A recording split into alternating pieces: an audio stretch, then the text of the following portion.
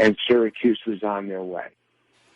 Charles Barkley was saying after the game, and some of his cohorts up on the panel there agreed with him that Jim Boeheim was too dependent on that zone, and he has such great athletes every year. And Kenny Smith was saying the same thing. They should press more and they should play more man-to-man with the good athletes they have every year.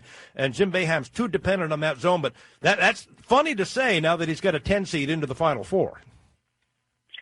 This isn't a deep, talented Syracuse team. I think this is a overachieving Syracuse team without a ton of NBA guys like in the past. I see, what I was really impressed with is, again, guys were really locked into what Boeheim was saying. They were really, everyone kind of knew their role. He really got on Michael Benajay when he took the three. I don't know if you remember the possession. They got a rebound. They missed 2 threes. They got another rebound. They kicked it out to him. He really wanted him to eat up clock. Instead, he hoisted another 3. He got really on him.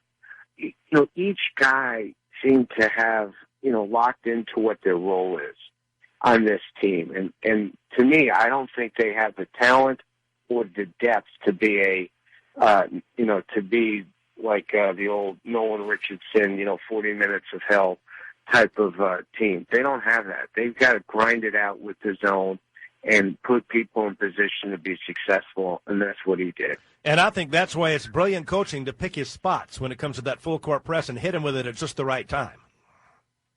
Yeah, because then it exposes it. When people see it, if they see it throughout, they're going to figure out how to go and beat it and break it.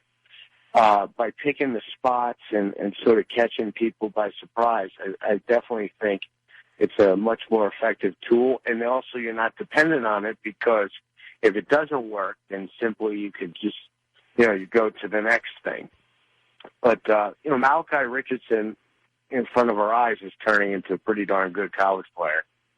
He really showed up big today. North Carolina, Syracuse, an interesting match.